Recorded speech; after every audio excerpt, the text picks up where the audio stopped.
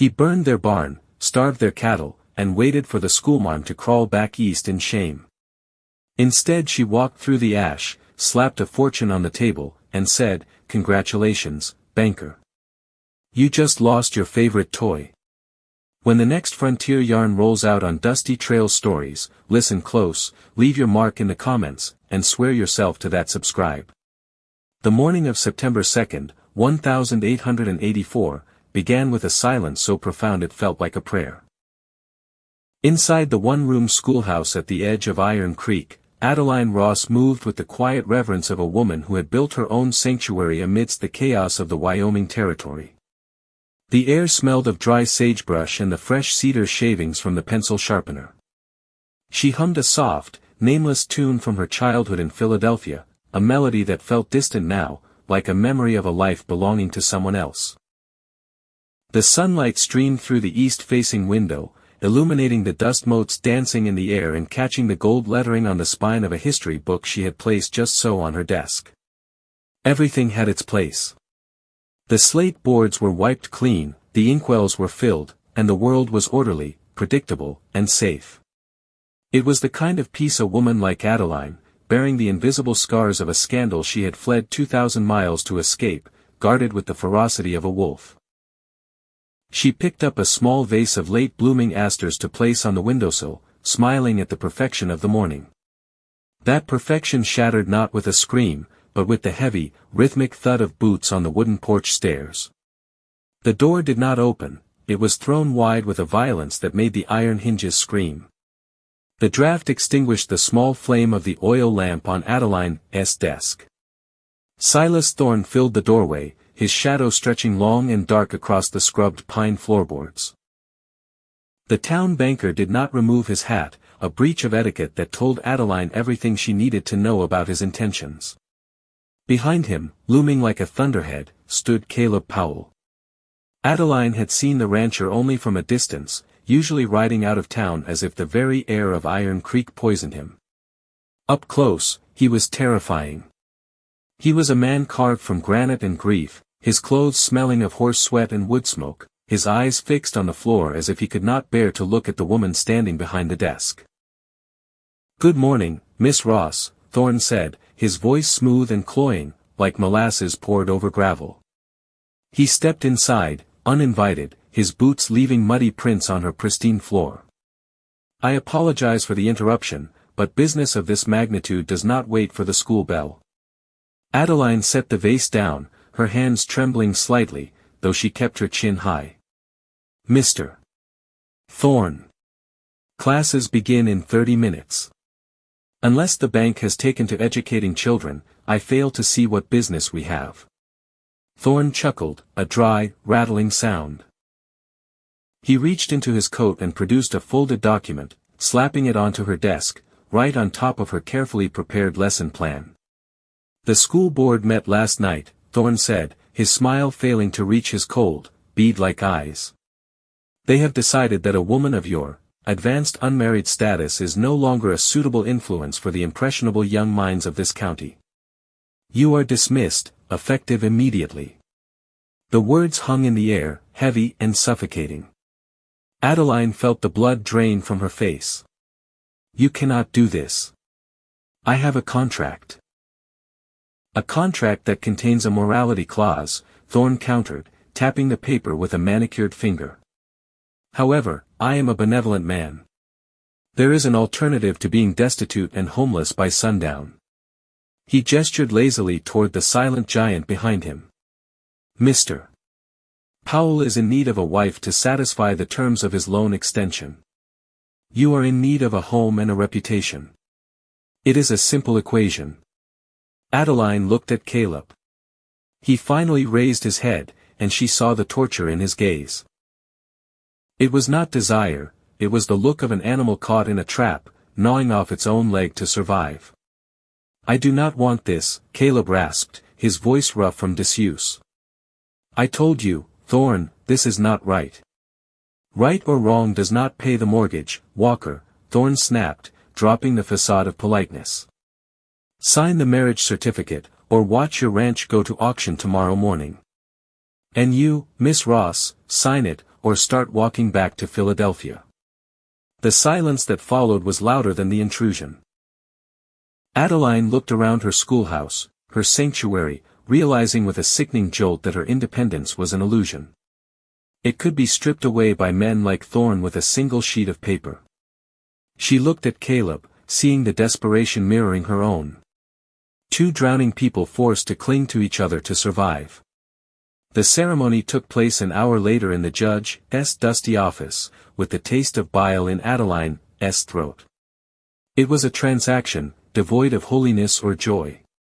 When she said, "I do," it sounded like a sentence. When Caleb repeated the words, they sounded like a curse.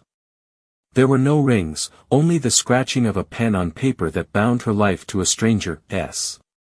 By noon, she was sitting on the hard wooden seat of Caleb's wagon, her singular trunk of possessions strapped in the back.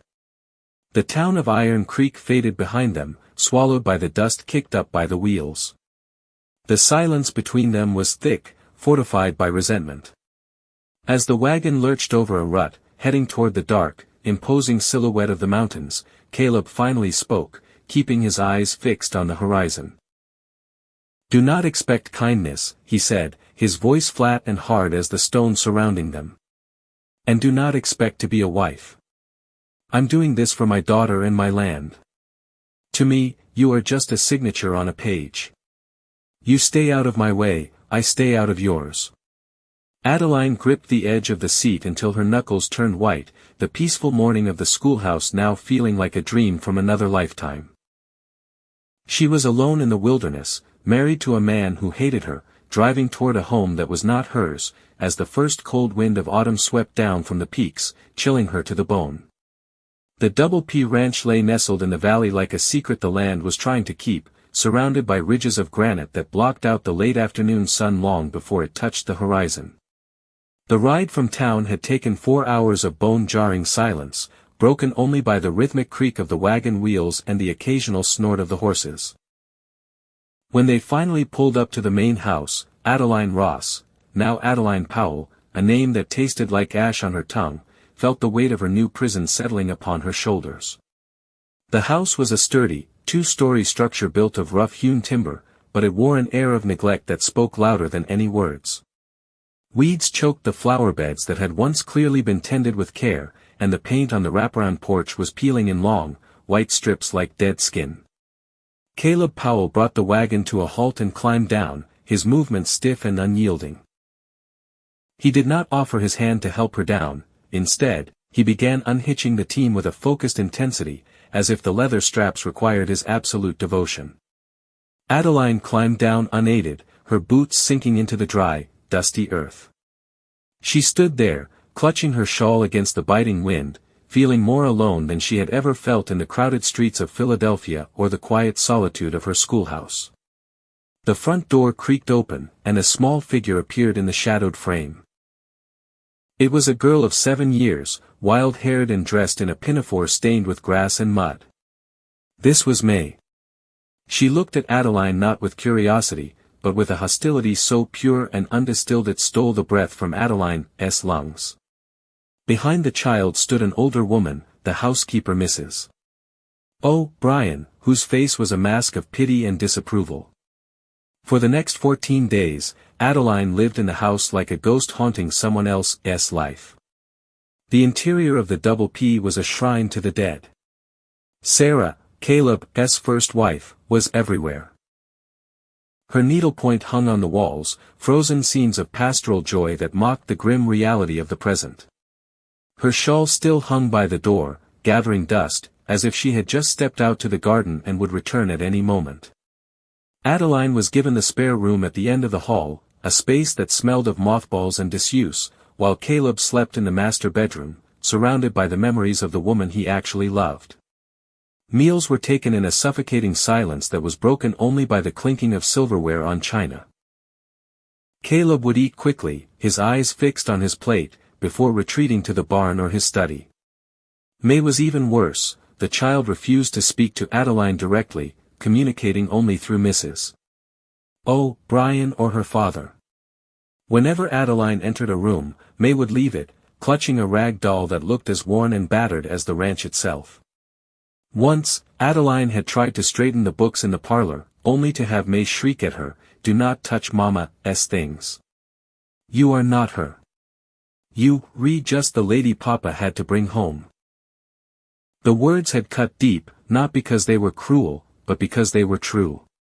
Adeline retreated to her books, her only solace, wondering how long a person could live in a house where the very walls seemed to reject her presence. The fragile, frozen equilibrium of their lives shattered on a Tuesday afternoon in late September. The heat had returned with a vengeance, a last gasp of summer that baked the valley floor. Adeline was on the porch, attempting to mend a tear in her skirt, when the calm was broken by the terrified scream of a horse from the main corral. She looked up to see Caleb inside the enclosure with a massive roan stallion, a new acquisition he was trying to break.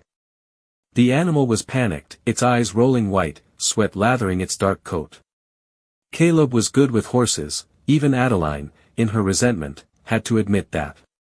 He moved with a fluid grace, murmuring low words that usually soothed the beasts. But today, something went wrong. Perhaps a snake in the grass, or a shadow that moved too fast, but the stallion reared up, its front hooves flailing in the air like sledgehammers. Adeline stood up, her heart hammering against her ribs. "Caleb," she shouted, the name tearing from her throat before she could stop it. He turned his head toward her voice for a fraction of a second, a moment of distraction that cost him everything. The stallion's hoof struck him hard on the right shoulder, the sound of the impact a sickening crack that echoed across the yard. Caleb was thrown backward, hitting the fence railing with brutal force before crumpling to the dust. For a heartbeat, the world stopped. Then chaos erupted. The ranch hands, Tom and a younger boy named Ben, were shouting, running toward the corral. May was screaming from the garden, a high, thin sound of absolute terror. "Papa! Papa!" Adeline did not think. She did not weigh the propriety of her actions or her place in the household. The instincts ingrained in her from years of watching her father, Dr. Sterling, work in his study took over. She hiked up her skirts and ran, vaulting over the porch railing and sprinting across the yard. By the time she reached the corral, Tom had managed to drive the stallion back, and Ben was kneeling beside Caleb. Caleb was conscious but groaning, his face gray with pain, clutching his shoulder where the shirt was torn and rapidly darkening with blood. "Do not move him yet," Adeline commanded, her voice cracking like a whip. The men looked up, startled by the authority in the tone of the quiet schoolteacher. "Tom, get him inside. Carry him carefully. Ben, run to the kitchen and tell Mrs. O'Brien to boil water. Lots of it. And bring me the whiskey from the study and my sewing kit from my room. Now." The men moved without question.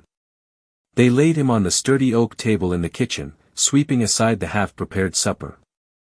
The room smelled of yeast and now, sharply, of copper and sweat. May was huddled in the corner, sobbing into Mrs. O'Brien's apron, but Adeline blocked them out. Her world narrowed to the wound before her. "I need light," she ordered. Mrs. O'Brien, pale but steady, brought 2 oil lamps closer. Adeline took the kitchen shears and cut away Caleb's shirt, exposing the expanse of his chest and the angry, jagged gash on his shoulder. It was deep, the flesh torn open by the iron shoe, bleeding sluggishly but heavily. The bone did not seem broken, but the muscle was badly damaged. Caleb hissed through his teeth as she peeled the fabric away from the raw skin. "Easy," she murmured, not the cold wife of 2 weeks ago, but a healer soothing a patient. "I have to clean this, Caleb. It's going to burn." He looked up at her, his eyes glazed with pain but focused. He saw the blood on her hands, his blood, and the fierce concentration on her face. "Do it," he gritted out. She took a clean cloth soaked in the water Mrs. O'Brien had brought, cleaning away the dirt and debris. Then she poured the whiskey over the wound. Caleb arched his back, a guttural cry escaping his lips, his good hand gripping the edge of the table so hard the wood creaked. Adeline did not flinch. She placed a hand on his heaving chest, pushing him back down gently but firmly. Her palm felt the frantic thud of his heart, the heat of his skin, the rigid tension of his muscles. "Hold him, Tom," she said quietly. She threaded the needle from her kit, holding it in the flame of the lamp for a moment. "This needs stitches." As she began the work, the kitchen fell silent save for Caleb's ragged breathing and the soft sniffling of May in the corner. Adeline worked with quick, precise movements, her fingers nimble and sure. She could feel Caleb watching her. He was not looking at the ceiling or closing his eyes against the pane anymore, he was looking at her. He watched the way she bit her lip in concentration, the way a stray lock of hair had fallen from her pins to curl against her damp neck. He felt the coolness of her hands against the fire of his injury, a contrast that sent a different kind of shock through his system. For the first time, he did not see the spinster forced upon him by a banker, he saw a woman of capability, a woman who had run into the dust to save him when she could have let him lie there. As she tied off the final stitch and began to bandage the shoulder with clean linen, the adrenaline began to fade, leaving behind a trembling exhaustion. She wiped her bloody hands on a towel and met his gaze. The air between them was suddenly charged, thick and heavy. His chest was bare, rising and falling with deep breaths, and she was standing between his spread legs at the end of the table, closer than she had ever been. The scent of blood and whiskey and the raw, earthy smell of the man filled her senses. "You have steady hands," Caleb whispered, his voice hoarse. "For a schoolteacher." Adeline felt a flush rise from her neck to her cheeks. She stepped back, breaking the invisible thread that had pulled them together. "My father was a doctor," she said, her voice trembling slightly. "I learned a great deal before I left." She turned away to the basin to wash the blood from her skin, her heart hammering a rhythm that had nothing to do with fear and everything to do with the dangerous, confused look she had just seen in her husband's eyes. The reprieve bought by blood and stitches lasted exactly 3 days before the world came knocking to demand its due. The letter arrived not by the regular post, but carried by a boy from town who would not meet Caleb's eyes as he handed over the envelope bearing the bank's seal. It was late afternoon, the sun casting long, bruised shadows across the porch where Adeline sat reading to May. The child had grown quieter, watchful, her hostility slowly morphing into a wary curiosity ever since the incident in the corral. Caleb took the letter with his good hand, his left arm still bound in the sling Adeline had fashioned from a flour sack. He tore it open with his teeth, a flash of the feral desperation returning to his face as he scanned the lines. He did not speak, he simply handed the paper to Adeline. The wind kicked up, rattling the dry leaves of the cottonwoods as she read. Silas Thorne was not merely cruel, he was creative. The letter claimed a clerical error in the original loan document, a misplaced decimal point regarding the compounding interest that, according to the bank's revised calculations, meant the entire principal was due immediately, not in 6 months. It was a lie, a transparent and venomous fabrication designed to crush them before winter set in, but it carried the weight of the law. "He wants to foreclose," Caleb said, his voice void of hope. "He knows ICA not pay the full sum. He'll take the land by the end of the week." Adeline looked at the defeated slump of his shoulders, the shoulders she had mended, and felt a spark of cold, white-hot anger ignite in her chest. It was the same anger she had felt when Charles Sterling had ruined her father, the same anger that had driven her west. "No," she said, the word sharp enough to cut glass. She stood up, the letter crumping in her fist. "Come inside, Caleb. Show me the original papers. Now." For the first time, she entered his study without hesitation. It was a dark, masculine room that smelled of stale tobacco and leather, the desk buried under a chaotic drift of receipts and ledgers. Caleb watched from the doorway as she lit the lamp, her movements precise and predatory. She spent 2 hours sifting through the mess, her mind, sharpened by years of managing her father's complex medical accounts, dissecting the legalese. When she finally looked up, her eyes were bright with triumph. "He is a fool," she declared. "Thorn is a greedy, arrogant fool. Look here." She pointed to a clause on the faded parchment of the original deed. "The territorial charter he cites for the interest hike was repealed 4 years ago. And here, the date of the loan origination is post-dated. If we present this to a territorial judge, not only is his demand void, but the entire contract could be ruled fraudulent. We do not need to pay him, Caleb. We need to sue him." Caleb stared at her, the lamplight catching the stunned expression on his face. He had expected her to pack her trunk, instead, she was sharpening a blade. "The nearest circuit court is in Cheyenne," he said slowly. "That's a 2-day ride." "Then we leave at dawn," she replied. "Hitch the wagon." The journey to Cheyenne was a grueling test of endurance. They left May with Mrs. O'Brien, the child clinging to Adeline's skirt for a moment longer than necessary before letting go. The road was rough, a scar cut through the endless sagebrush plains, and the silence between them was different now. It was not the hostile silence of strangers, but the heavy, charged silence of co-conspirators. They camped one night under the vast, indifferent stars, sleeping on opposite sides of the fire, yet Adeline was acutely aware of him watching her through the flames, his gaze brooding and unreadable. When they finally rolled into Cheyenne on the evening of the second day, the city was a bedlam of noise and mud. It was the week of the Wyoming Stock Growers Association convention, and the streets were choked with cattle barons, cowboys, and the hangers-on who fed off them. The air reeked of manure, coal smoke, and money. They went straight to the courthouse to file their petition, the clerk looking down his nose at Caleb's dusty clothes until Adeline began quoting territorial statutes with a clipped, patrician authority that made the man scramble to accept their papers. But the victory at the courthouse was dampened by the reality of the night.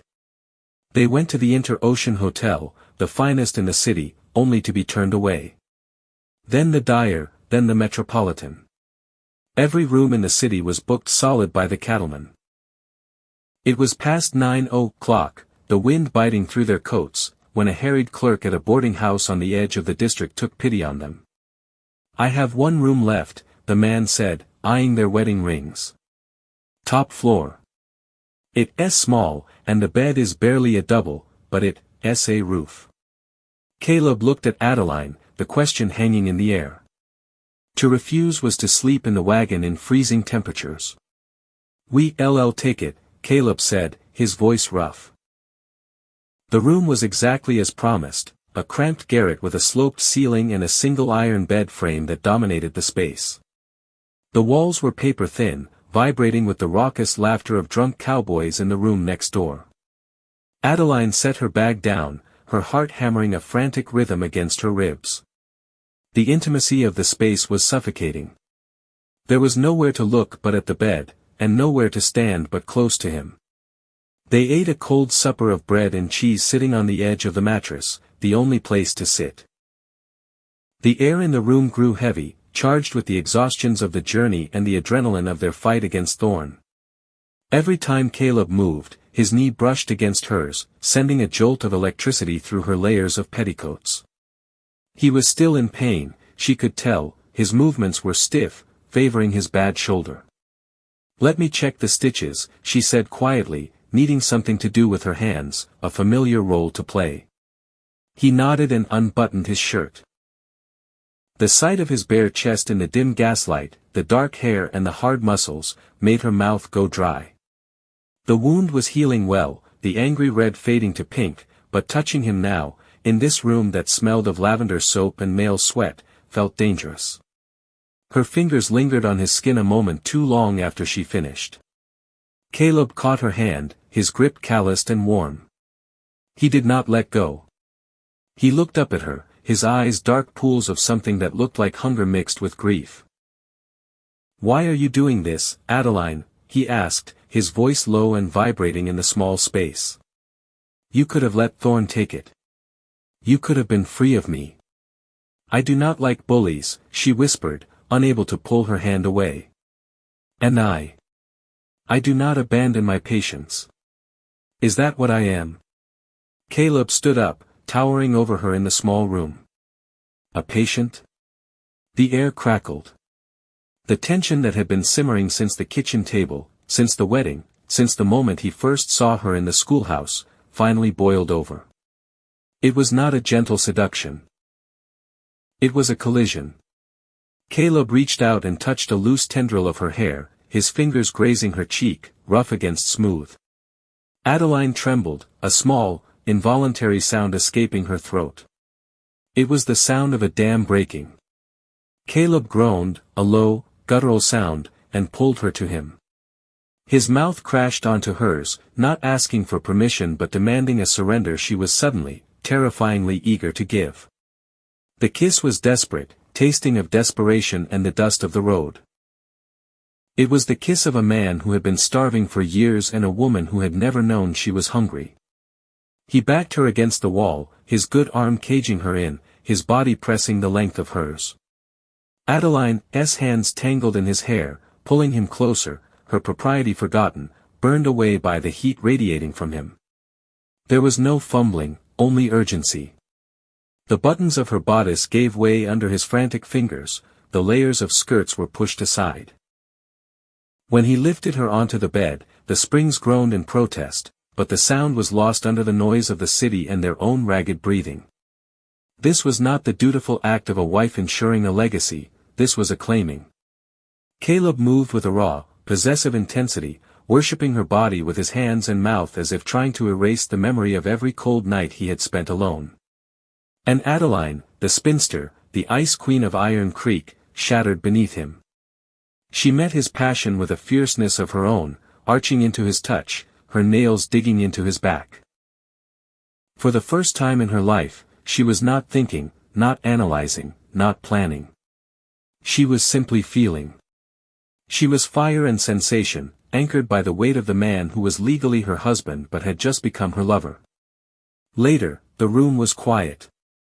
The gas lamp flickered low, casting long, dancing shadows on the peeling wallpaper. They lay tangled together in the small bed, the sheets twisted around their legs. Caleb was asleep, his breathing deep and even, one arm thrown heavy and protective across her waist. But Adeline lay awake, staring at the cracks in the ceiling. Her body hummed with the aftershocks of what they had done, her skin still sensitive where his beard had grazed it. But as the heat faded, the cold creep of reality began to seep back in. She looked at Caleb's sleeping face, the lines of pain smoothed out for the first time. She had given him everything, her mind to save his ranch, and now her body to save his soul. But as the dawn began to turn the window gray, terror gripped her heart. They had crossed a line that could never be uncrossed. They were no longer business partners united by necessity. They were lovers bound by a secret intimacy that terrified her. She wondered, with a sickening drop in her stomach, if he would wake up with regret. She wondered if she had just mistaken gratitude for love, and lust for salvation. She closed her eyes, wishing she could hold back the morning, for she feared that in the harsh light of day, the fragile thing they had built in the dark would turn to dust. The return to Iron Creek was not the triumphant march of victors, but the wary, silent procession of soldiers returning to a front line that had shifted in their absence. The journey back from Cheyenne had taken 2 grueling days, the wagon groaning under the weight of supplies they had purchased with the last of Caleb's ready cash, a gamble made on the hope that the judge's stay of execution would hold. The landscape of the Wyoming Territory seemed to have grown harsher in their absence, the wind biting with a renewed malice that whispered of the coming winter. Adeline sat beside Caleb on the buckboard, her shoulder brushing his with every jolt of the road. The memory of the hotel room in Cheyenne lay between them, heavy and unspoken, a ghost that rode in the wagon bed alongside the sacks of flour and coffee. They had not spoken of it. To speak of it would be to give it a name, and to give it a name would be to acknowledge that the transaction of their marriage had become something dangerously real. Caleb drove with a grim determination, his eyes scanning the horizon, his good hand gripping the reins with white-knuckled intensity. He was a man waiting for the other boot to drop, for the punishment he felt sure he deserved for the sin of wanting his wife. They crested the final ridge that overlooked the Double P Valley just as the sun began to bleed behind the western peaks, painting the sky in violent shades of bruised purple and blood orange. But as the ranch came into view, a different kind of light flickered in the deepening gloom. It was not the welcoming yellow glow of the kitchen hearth, but a jagged, angry tongue of orange licking at the darkening sky. The smell hit them a second later, acrid, heavy, and unmistakable. It was the scent of disaster. Fire, Caleb breathed, the word a curse. He snapped the reins, shouting at the horses, urging the tired team into a gallop. The wagon careened down the slope, bouncing violently, Adeline clinging to the seat with both hands, her heart hammering a frantic rhythm against her ribs. As they drew closer, the horror resolved into clarity. It was not the house, thank God, but the hay barn, the lifeblood of the ranch, filled with the winter feed that was to sustain the herd through the coming snows. The scene in the yard was chaotic. Tom and Ben were already there, silhouetted against the inferno like damned souls, throwing buckets of water onto the flames that roared with the sound of a freight train. The heat was physical, a wall that slapped Adeline across the face as Caleb hauled the horses to a stop. He did not wait for the wagon to settle before he leaped down, forgetting his injury, forgetting everything but the primal need to save what was his. Get the sacks, he roared at Ben. Beat it out at the edges. Do not let it jump to the house. Adeline scrambled down, her boots hitting the dirt, and ran not toward the fire, but toward the pump. She grabbed a bucket, her city hands raw and blistering within minutes as she joined the line. For 2 hours, they fought the beast. The fire was a living thing, hungry and spiteful, fed by the dry timber and the sweet alfalfa hay. The roar of the flames drowned out all thought, leaving only the mechanical rhythm of fill, carry, throw, repeat. Her lungs burned with smoke, her eyes streamed, and her gray dress was ruined, stained black with soot and wet with mud. When the last flame finally died, hissing into steam, the moon was high and cold above them. The barn was gone. It was nothing but a skeletal ruin of blackened beams and ash, the winter feed reduced to a smoldering pile of garbage. The silence that followed was more terrible than the roar of the fire. It was the silence of ruin. Caleb stood by the corral fence, his face blackened with soot, his chest heaving. He looked at the wreckage, and Adeline saw the exact moment his spirit broke. His shoulders slumped, the fight draining out of him like water from a cracked vessel. He turned to look at her, and his eyes were hollow. It's over, he rasped, his voice wrecked by smoke. Without the hay, the herd would not last the winter. We not afford to buy more. Thorne did not need the law. He just needed a match. He walked past her, not touching her, moving like a man in a trance toward the house. Pack your things, Adeline. I'll take you to the train station in the morning. There's nothing left here for you. Adeline stood in the yard, the smell of wet ash filling her nose. She looked at the ruin of the barn, then at the retreating back of her husband. She felt the soot on her skin, the ache in her muscles, and the residual heat of the fire. But beneath the exhaustion, the cold, diamond-hard anger she had felt in the schoolhouse returned. Thorne had taken her job. He had tried to take her dignity. Now he had tried to burn down her home. And Caleb, this foolish, stubborn, proud man, was ready to lay down and die because he thought he had failed her. She wiped her face with her sleeve, leaving a streak of grime across her cheek, and followed him.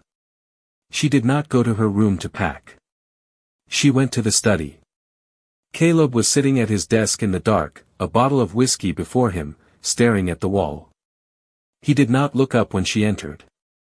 I told you to pack, he said, his voice dead. Adeline walked to the window and closed the curtains with a snap. Then she lit the lamp, turning the wick up high until the room was flooded with unforgiving light. I am not going anywhere, she said, her tone level and calm. And you are not going to drink that bottle. Caleb laughed, a bitter, jagged sound.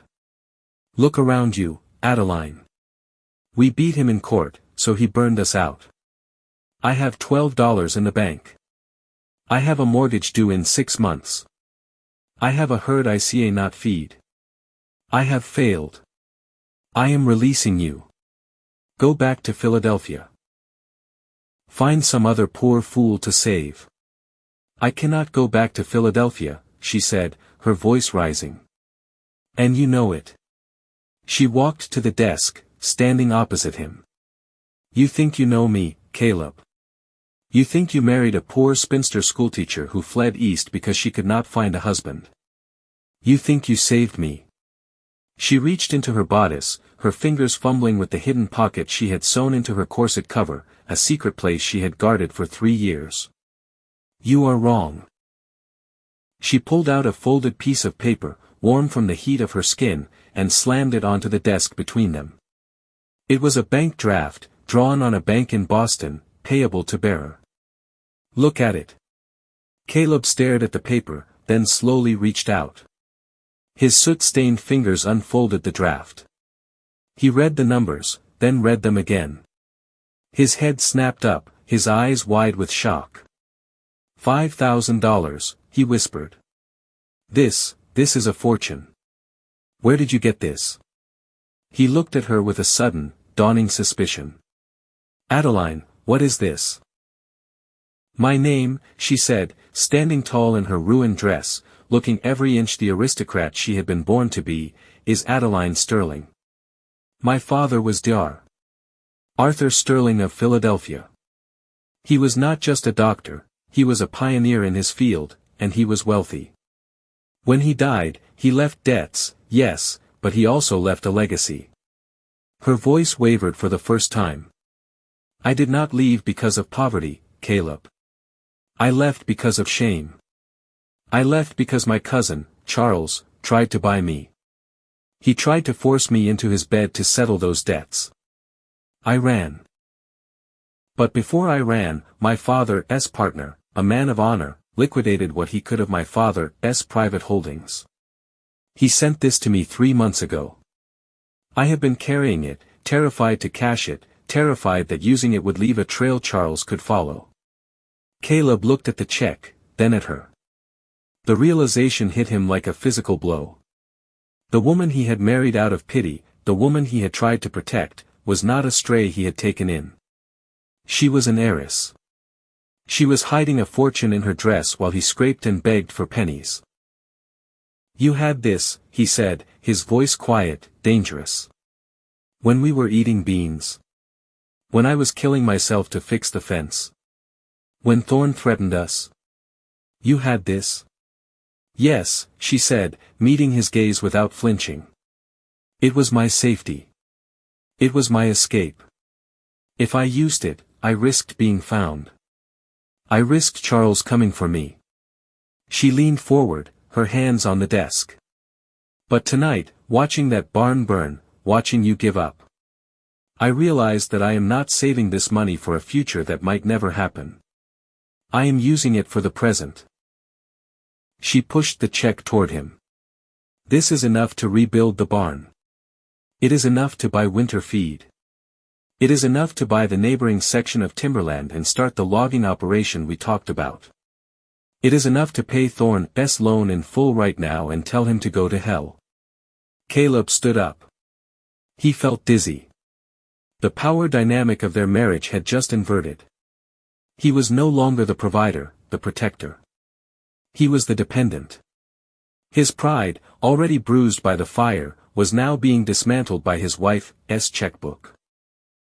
He looked at the money, salvation lying on a piece of paper, and then he looked at her. She was covered in soot, her hair falling down, her eyes blazing with defiance. She was terrified, he realized. She was handing him her freedom, her safety, her leverage. She was trapping herself in Iron Creek, trapping herself with him, by giving up the only thing that guaranteed her independence. Why? He asked hoarse. If you cash this, your cousin might find you. You said he was dangerous. Why risk it for this? For me. Because, Adeline said, her voice dropping to a whisper, this is my home. And because. I am tired of running. She walked around the desk until she stood in front of him. I am investing in this ranch, Caleb Powell. And I am investing in you. Consider this a partnership. Or consider it a dowry. I do not care what you call it. Just take it. Caleb looked down at her. The anger and the shame warred with a sudden, overwhelming surge of gratitude. But beneath it all, something else woke up, something primal and possessive. She had saved him. She, a woman who could have bought and sold him 10 times over, had chosen to stay in his drafty house, mend his clothes, and heal his wounds. She had chosen him. The thought was intoxicating. It stripped him bare and rebuilt him in the same breath. He did not want to be grateful. He wanted to own the fact that she was his. He reached out and grabbed her waist, pulling her flush against him. His hands were dirty, staining the back of her dress, but neither of them cared. You are a dangerous woman, Adeline Sterling, he murmured, his face inches from hers. You let me think I was the one holding the reins. Someone had to, she challenged, tilting her chin up, breathless. The look in his eyes changed. It was not the desperate hunger of the hotel room. This was slower, darker. It was the look of a man who realized he had been given a treasure he did not deserve, and he intended to guard it with his life. He swept the papers off the desk, the ledger, the whiskey bottle, the check, sending them crashing to the floor. He lifted her up, sitting her on the edge of the heavy oak desk. You think you can buy me? He growled, stepping between her knees, his hands running up her thighs, bunching the ruined fabric of her dress. I think I just did, she gasped. He kissed her then, and it was a branding. It tasted of smoke and ash and salt. He kissed her with a fierce, territorial possessiveness, needing to imprint himself onto her, needing to prove that while she might have the money, he was the husband. He was the man who would stand between her and the world. Adeline wrapped her legs around him, burying her hands in his soot-stained hair. The fear of being found, the fear of Charles, the fear of the future, it all dissolved in the heat of his touch. In the hotel, they had been equals seeking comfort. Here, in the study, amidst the wreckage of his pride and the salvation of her fortune, it was a surrender. She gave him the control he had lost outside. She let him take her, there on the desk, in the harsh light of the lamp. It was gritty and unpolished. His hands left dark smudges on her pale skin, marking her as his. He worshipped her body with a reverence that bordered on obsession, murmuring her name, her real name, her new name, against her skin like a prayer. Adeline Powell, he whispered against her throat. You are mine. No cousin, no banker, no one takes you from me. As the lamp flickered and finally died, leaving them in the cooling darkness, the reality of what they had done settled over the room. The check lay on the floor, a piece of paper that had changed everything. Outside, the smell of the burnt barn still hung heavy in the air, a reminder of the war they were fighting. But inside, the walls of the golden cage had been reinforced, not with iron, but with gold and blood. Adeline lay in his arms, her head on his shoulder, listening to the wind howl. She had bought their survival, but she knew the cost. She had fired a flare into the night sky. The money would save the ranch, but it would also leave a trail. Charles would come. She knew it in her bones. But as Caleb's arm tightened around her, possessive and heavy, she finally allowed herself to believe that when the devil arrived, she would not be facing him alone. She had traded her freedom for a fortress, and for the first time in 3 years, she stopped looking over her shoulder and closed her eyes. The piece that Adeline had purchased with her father's legacy was a fragile, crystalline thing, beautiful to behold but terrifying to touch lest it shatter into 1,000 irreparable shards. For 6 weeks, the Double P Ranch had transformed from a graveyard of memories into a hive of industry, buzzing with the sound of hammers and the shouts of men. The $5,000, a sum so astronomical it felt fictitious even as it dwindled, had worked miracles. A new barn was rising from the ashes of the old, its skeleton of fresh, white pine gleaming like a ribcage against the gray November sky. The herd had been bolstered with 50 head of sturdy Hereford cattle, their red coats thick against the encroaching winter, and the larder was stocked with enough flour, sugar, and salted pork to see them through a siege. Even the house had begun to breathe again. Adeline had replaced the moth-eaten curtains with heavy velvet to keep out the drafts, and the smell of stale grief had been replaced by the scents of beeswax, rising bread, and the dried sage she hung from the rafters. To the outside world, to the town of Iron Creek, Caleb and Adeline Powell were a success story, a phoenix rising from the soot. But inside the walls of the ranch house, Adeline moved with the jumpy, wide-eyed exhaustion of a prey animal that knows the hunter is upwind. She had cashed the draft. She had sent a signal flare up from the bottom of a canyon, and she knew, with the fatalistic certainty of a woman who had lost everything once before, that the echo would bring an avalanche. The blow fell on a Tuesday, a day so bitingly cold that the frost formed fern-like patterns on the windowpanes by noon. Caleb was out on the north ridge with Tom and the new hands, driving the cattle down to the lower pastures before the first heavy snow. Adeline was in the kitchen, kneading dough with a rhythmic, violent intensity, while May sat at the table stringing dried cranberries and popcorn for the holidays. The child had warmed to her, a slow thawing that was the single greatest triumph of Adeline's life. May chattered about the horses, about the snow, about the ribbon she wanted for her hair, her voice a bright bird in the quiet house. Then, the dogs began to bark. It was not the welcoming bark reserved for Caleb, nor the warning bark for a coyote. It was a frenzied, aggressive snarling that signaled an intruder who smelled wrong. Adeline froze, her flour-dusted hands hovering over the dough. She wiped them on her apron, her heart giving a single, hard kick against her ribs, and walked to the window. Coming up the long, rutted drive was not a wagon, nor a horseman.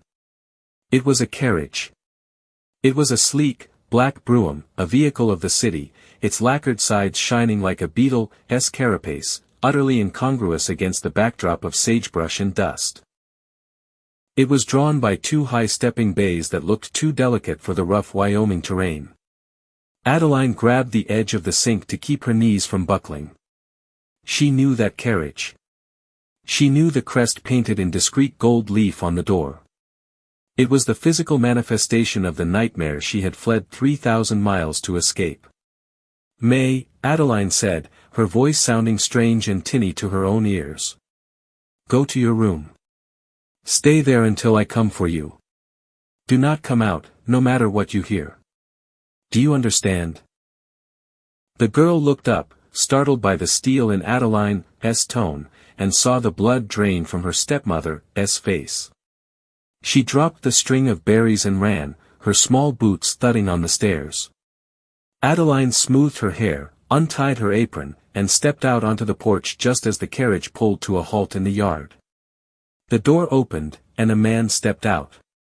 He was dressed in a heavy coat of charcoal wool with a fur collar, his silk top hat gleaming in the pale winter sun. He held a silver-tipped cane, not for walking, but as an affectation of authority. Charles Sterling looked at the muddy yard, the half-built barn, and the woman standing on the peeling porch with a sneer of distaste that curled his lip like a worm. He was handsome in a soft, rot-filled way, his features smooth and untroubled by hard labor, his eyes the pale, watery blue of a winter sky. He stripped off his kid gloves finger by finger, tossing them to the driver without looking away from Adeline. "Cousin," he drawled, his voice carrying the clipped, nasal vowels of Philadelphia society. "You are not an easy woman to find. Although, I must say, the trail of gold you left at the bank in Boston was bright enough to be seen from the moon." Adeline gripped the porch railing, the rough wood biting into her palms. "Get off my land, Charles." Charles laughed, a soft, dry sound. He walked up the steps, his boots loud on the wood, until he was standing one step below her, looking up with a mock deference that made her skin crawl. "Your land. Oh, Adeline. We both know this dust heap belongs to the bank, or to that brute you shackled yourself to. And the money you used to pay the bank? That belongs to me." He climbed the final step, invading her space, smelling of expensive bay rum and stale cigar smoke. My father's money, Adeline hissed, holding her ground though every instinct screamed at her to run. My inheritance. Your father's debts, Charles corrected smoothly, flicking a piece of imaginary lint from his lapel. Debts he owed to the family trust. Debts that became mine when he had the poor grace to die without settling them. You stole $5,000, Adeline. In the eyes of the law, that makes you a thief. And in the eyes of society. He stepped closer, his voice dropping to a whisper that was intimate and obscene. Well, we both know what you are in the eyes of society. A woman who fled her home in the dead of night. A woman who spent hours alone in a doctor's examination room with male patients. I have told everyone in Philadelphia about your proclivities. About the hysteria. About the unnatural appetites that drove you to ruin. Adeline felt the bile rise in her throat. These were the lies he had used to isolate her, the poison he had dripped into every ear until she had no friends left. They are lies, she said, her voice trembling. And you know it. You spread them because I would not be your mistress. Because I would not let you dishonor your own wife and my father's memory. Charles' face hardened, the mask of civility slipping to reveal the predator beneath. He reached out and trailed a gloved finger down her cheek. She flinched as if burned. Does it matter if they are lies, my dear? The truth is what men believe. And I have documents, affidavits, medical records forged by my own hand, that prove you are mentally unstable and morally bankrupt. I can have this marriage annulled by the end of the week. I can have you thrown in an asylum or a jail cell for grand larceny. Unless. Unless what? Adeline whispered, though she knew. She knew the shape of his greed. Unless you come back with me, Charles said, his eyes roaming over her body with a possessiveness that made her feel naked. You still have the look of quality, despite these rags. We can settle the money. You can work it off. There are arrangements in San Francisco. Discreet houses where a woman of your education could be very valuable to me. The horror of it, the sheer, suffocating vileness of his proposition, struck her dumb. He was not just asking for money, he was trying to break her, to turn her into the whore he had always accused her of being, just to prove he could. He was reaching for her arm, his grip tightening, when the sound of hoofbeats thundered into the yard. It was not the rhythmic trot of the carriage horses, but the chaotic, earth-shaking gallop of a stallion ridden hard. Caleb. He had seen the carriage from the ridge. He had ridden Zeus across the scrubland, jumping the creek, driving the animal to foam. He slid from the saddle before the horse had fully stopped, landing in the mud with a splash that sent dirty water onto Charles' pristine trousers. Caleb did not look like a gentleman. He looked like a golem made of mud and fury. He wore his work coat, stained with grease and sweat, his hat pulled low, his eyes dark pits of violence. He did not ask questions. He did not wait for an introduction. He saw the strange man touching his wife, saw the terror on Adeline's face, and the world narrowed to a single point of red. Take your hands off her, Caleb growled, the sound vibrating in his chest like a growl. Charles released Adeline and turned, looking Caleb up and down with a sneer of superiority. Ah, the husband. The rancher. I was just explaining to my cousin that she made a mistake. She belongs in the East, waiting on her betters, not playing house in the mud with a peasant. Charles made the mistake of stepping forward, raising his silver-tipped cane as if to tap Caleb on the chest. Now, if you will step aside, sir, we have business to. Caleb moved faster than a man of his size should have been able to. He caught the cane in mid-air, wrenching it from Charles' grip and snapping it over his knee in one fluid motion. The crack of the wood was like a gunshot. Before Charles could gasp, Caleb's fist connected with his jaw. It was a brutal, meat-heavy sound. Charles flew backward, crashing into the porch railing, blood spraying from his lip. He slid to the ground, his top hat rolling into a puddle. For a second, he looked stunned, like a child who had never been struck. Then he scrambled backward, eyes wide with genuine fear. You barbarian. I will have you arrested. I have the law. I have. Caleb did not let him finish. He grabbed Charles by the lapels of his expensive wool coat and hauled him to his feet, lifting him until his toes dangled inches above the floorboards. You have nothing, Caleb snarled, his face inches from Charles' spittle flying. You come onto my land. You threaten my wife. I do not care about your laws. I do not care about your money. If you ever say her name again, if you ever look at her, if I ever see this black hearse of a carriage within 10 miles of Iron Creek, I will bury you in the holes I dig for fence posts. He dragged Charles down the steps, ignoring the man's incoherent sputtering, and threw him face first into the mud near the carriage. The driver, terrified, whipped the horses, but Caleb grabbed the bridle of the lead horse, holding the beast steady with sheer brute strength. Take him, Caleb roared at the driver. Take him and drive. If you stop before the state line, I will hunt you down. Charles scrambled into the carriage, mud caking his face, his dignity shattered. He screamed threats from the safety of the window as the driver whipped the horses into a panic, the carriage lurching out of the yard, swaying dangerously as it tore down the drive.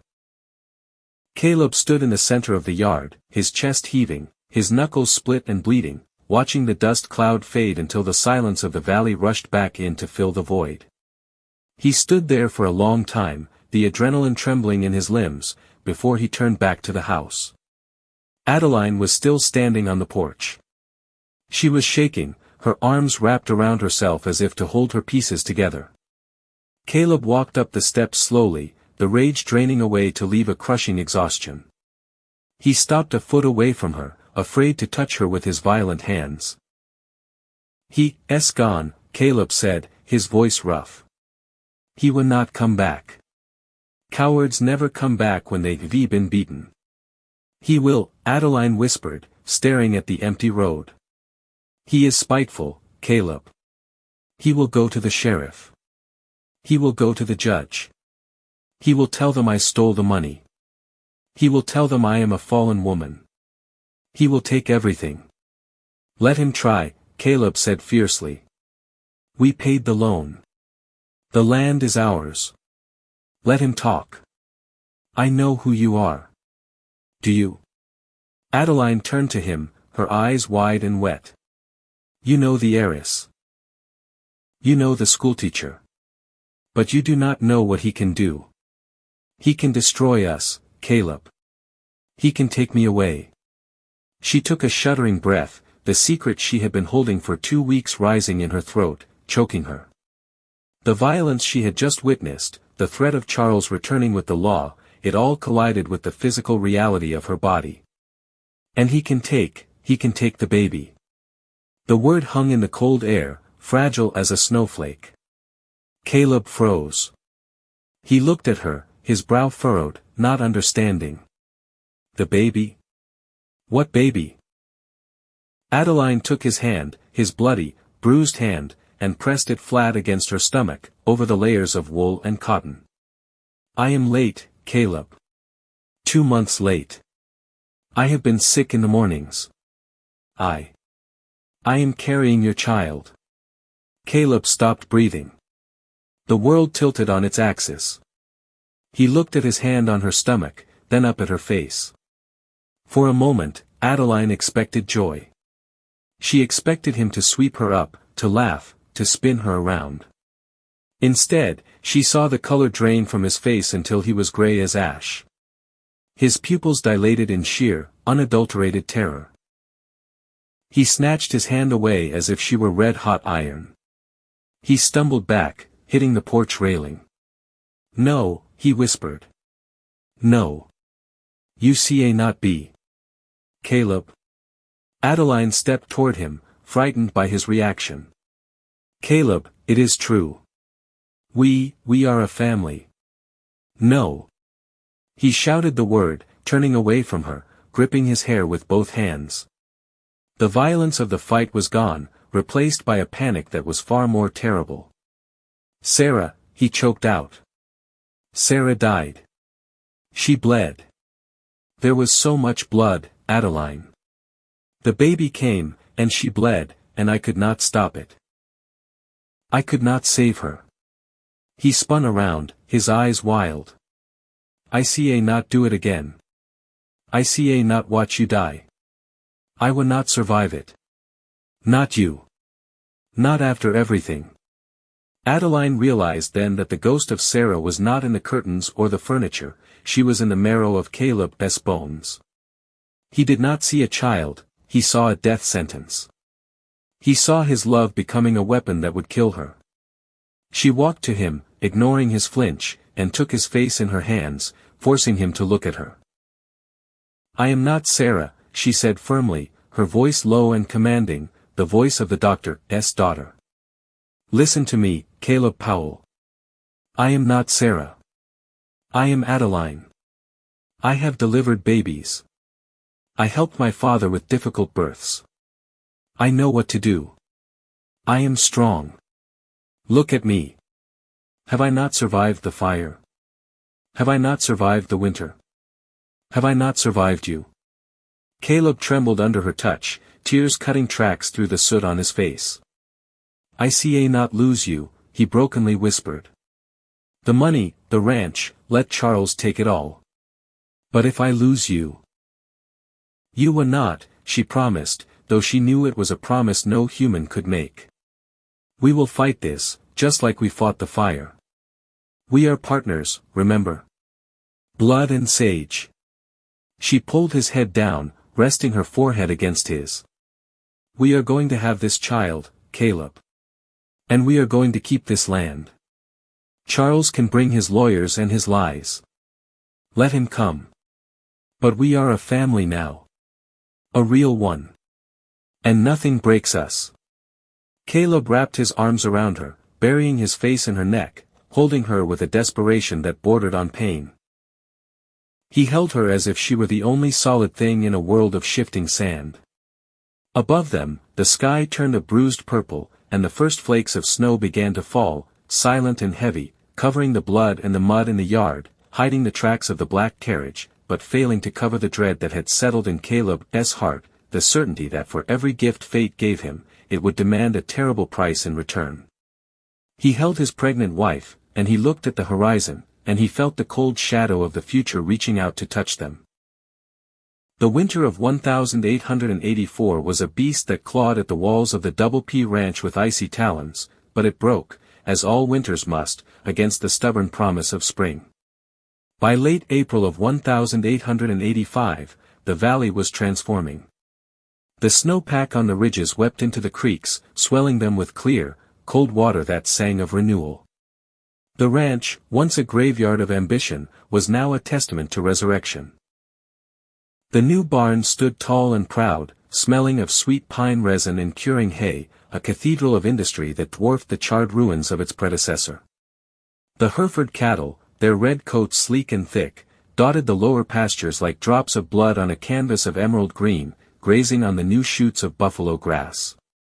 Inside the house, the transformation was even more profound. Adeline Powell moved through the rooms not as a ghost or a guest, but as the undeniable heart of the home. She was heavy with child, her belly a high, round promise beneath her calico dress, her ankles swollen, her back aching with the sweet weight of the life she carried. The terror that had gripped Caleb at the news of her condition had not vanished, it lived behind his eyes every time she stumbled or gasped, but it had been tempered by the sheer, undeniable force of her vitality. She bloomed while the snow melted. She laughed with May, who now shadowed her stepmother with the fierce loyalty of a guard dog, no longer the feral orphan but a child who knew she was loved. They were a family forged in fire, bound by secrets and success, living in a golden hour that felt eternal. The first Saturday of May brought the Founders' Day celebration to Iron Creek, an event that marked the survival of the settlement through another brutal winter. In years past, Caleb would have shunned such a gathering, preferring the silence of his failing land to the pitying stares of the townsfolk. But this year was different. This year, he had a wife who walked with her head high, a daughter who wanted to see the ribbon dancers, and a ledger that was balanced in black ink. "We should go," Adeline had said that morning, struggling to button her boots until Caleb knelt to do it for her. "We should show them, Caleb. We should show Thorn that we are still here. That we won." Caleb had looked up at her, his hands resting on the swell of her stomach, feeling the strong kick of his unborn child against his palm. The fear of the curse, of the blood that had taken Sarah, receded for a moment, replaced by a fierce, swelling pride. He had whispered. "We'll show them." They rode into town not in the battered wagon of a desperate debtor, but in a polished buckboard pulled by a team of well-fed greys, May sitting between them with a ribbon in her hair that matched the blue of the sky. Iron Creek was a riot of noise and color. Bunting in red, white, and blue draped the storefronts, flapping in the warm Chinook wind. The smell of roasting pig and wood smoke filled the air, mingling with the dust and the scent of horses. Fiddles screeched a lively reel from a platform set up in the square, and children ran screaming through the legs of the crowd. As the Powells descended from their wagon, heads turned. The whispers that followed them were no longer filled with scorn or pity, but with a grudging respect and unchecked curiosity. There was the rancher who had stared down the bank. There was the schoolteacher who had tamed the beast. They walked through the crowd, Caleb's hand possessively on the small of Adeline's back, guiding her through the crush. Even the shopkeepers who had denied Caleb credit a year ago tipped their hats now. Money, Adeline realized with a cynical smile, washed away sins far more effectively than prayer. They bought peppermint sticks for May and found a spot near the gazebo to watch the speeches. For an hour, amidst the cheering and the music, Adeline allowed herself to believe that the war was truly over. She leaned against Caleb, his solid warmth a fortress against the world, and felt the baby turn, a slow, rolling movement that made her catch her breath. Caleb looked down at her, his eyes crinkling at the corners, that rare, true smile softening the granite of his face. "Are you tired?" he asked. "A little," she admitted. "But happy, Caleb." "I am happy." The mood of the day shifted not with a sudden storm, but with a parting of the crowd that rippled outward from the sheriff's office like a stone dropped in a pond. The music did not stop, but the laughter near the edges of the square died out, replaced by a murmuring hush. Caleb felt it before he saw it, the primal instinct of a predator sensing a shift in the wind. He stiffened, his hand dropping to the Colt Navy revolver at his hip, a reflex born of old habits. Adeline straightened, following his gaze. Approaching them through the parting throng was Sheriff Miller. He was a good man, a man who had shared coffee with Caleb in hard times, but today his face was the color of old parchment, and he would not meet Caleb's eyes.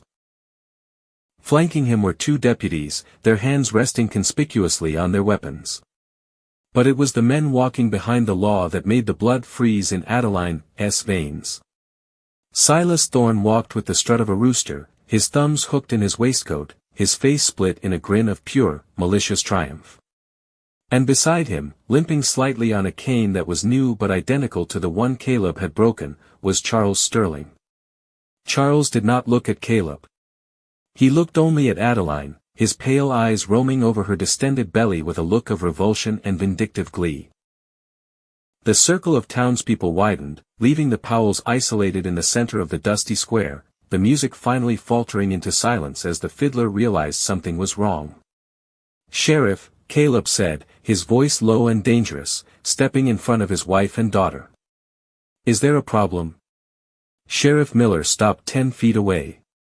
He took off his hat, wiping sweat from his forehead, looking miserable. "I am sorry, Caleb. God knows I am. But I have a warrant." Caleb did not move. "A warrant for who?" "For Mrs. Powell," Miller said, his voice barely audible. "For Adeline Sterling." "On what charges?" Adeline demanded, stepping out from behind Caleb's protection, her voice ringing clear across the silent square. She would not hide.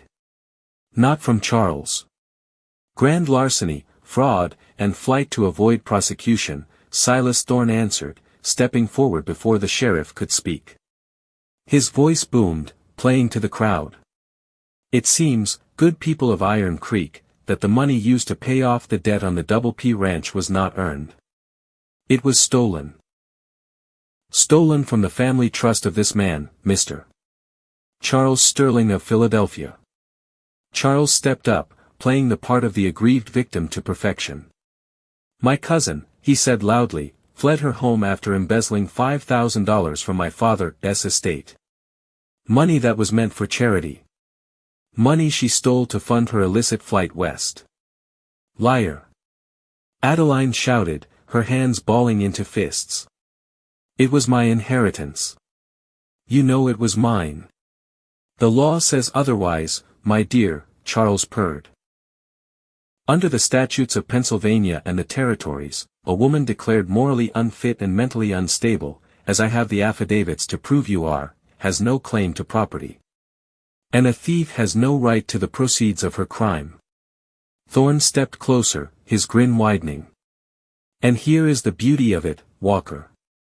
Since the funds used to satisfy the lien on your ranch were the proceeds of a felony, the payment is null and void. The transaction is illegal. The bank, therefore, rejects the payment. He pulled a document from his coat pocket. The foreclosure stands. Effective immediately. The world tilted. Caleb roared, a sound of pure animal rage, and drew his gun. He did not aim at the sheriff, he aimed straight for Charles' heart. I will kill you. He screamed. I will kill you where you stand. No. Sheriff Miller shouted. Do not do it, Caleb. The deputies moved fast. Before Caleb could cock the hammer, 3 men from the crowd, men who owed the bank money, men who feared Thorne, tackled him from the side. The gun went off, the bullet burying itself harmlessly in the dirt, the crack echoing like a thunderclap. Caleb fought like a demon. He threw one man off, breaking a nose with a sickening crunch, but there were too many of them. They bore him down into the dust, pinning his arms, pressing his face into the earth. May screamed, a high, piercing sound of terror, trying to run to her father, but misses.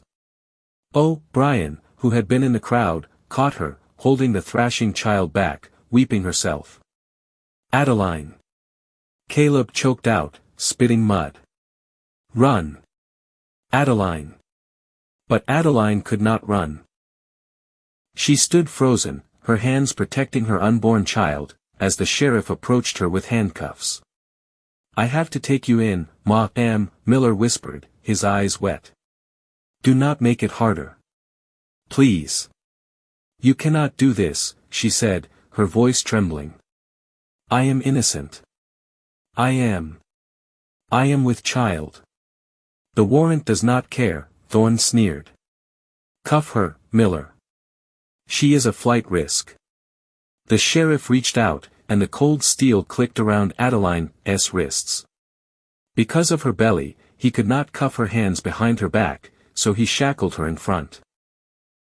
The sight of the pregnant woman in chains sent a ripple of unease through the crowd, but fear of the bank and the law held them silent. Adeline looked at Caleb, pinned in the dirt, bleeding from a cut above his eye, his gaze locked on her in agony. Fight them, she whispered to him, though he could not hear. Do not let them win. Charles Sterling walked up to her then. He ignored the sheriff, ignored the crowd.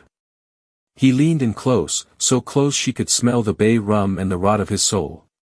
He looked at her swollen stomach, then up into her eyes. I told you, cousin, he whispered, his voice a hiss meant only for her. You should have said yes in the garden. You could have been a kept woman in silk. Now, you will give birth in a cell, and your bastard child will be taken to an orphanage before you are sent to the penitentiary. He smiled, a small, tight curving of his lips. I win. Get her in the wagon, Thorne ordered. 2 deputies grabbed Adeline by the arms. She stumbled, crying out as a pain shot through her back, stress or the baby, she did not know. They dragged her toward the jail wagon, a cage of iron bars on wheels. She tried to walk with dignity, but it is hard to be dignified when you are chained and manhandled. She looked back one last time. She saw the bunting flapping gaily in the wind. She saw the faces of the people she had taught, the people she had healed, all turned away in shame or fear. And she saw Caleb. They had let him up to his knees, but 4 men still held him. He was covered in the dust of the town he hated. His eyes were wide, white-rimmed, fixed on her. He was not screaming anymore. He was weeping, a silent, shattering grief that was worse than any sound. He looked at her, and he mouthed the words, "I will find you." Then Thorn walked up to him. With a casual, almost bored motion, he kicked the dirt into Caleb's face. "The keys, Walker," Thorn said loudly. "Or do I have the sheriff add assaulting an officer to the charges?" Caleb did not move. Thorn reached into Caleb's pocket, fishing out the heavy iron ring of keys to the house, the barn, the gates. He held them up, jingling them like bells. "The double P is closed," Thorn announced to the crowd. "Auction is Monday morning." The jail wagon door clanged shut with the finality of a coffin lid. The lock clicked. The driver snapped the reins, and the wagon lurched forward. Adeline gripped the bars, her knuckles white, watching her husband, her home, and her life recede into the distance. She saw Caleb surge forward one last time, breaking the grip of one holder, reaching out a hand toward her as if he could bridge the widening gap by will alone. But he was pulled back, beaten down, left kneeling in the muck of the main street as the music of the Founders' Day celebration remained silent, the only sound the rolling wheels carrying away the heart of the valley, leaving behind only an empty shell and a debt that could never be paid.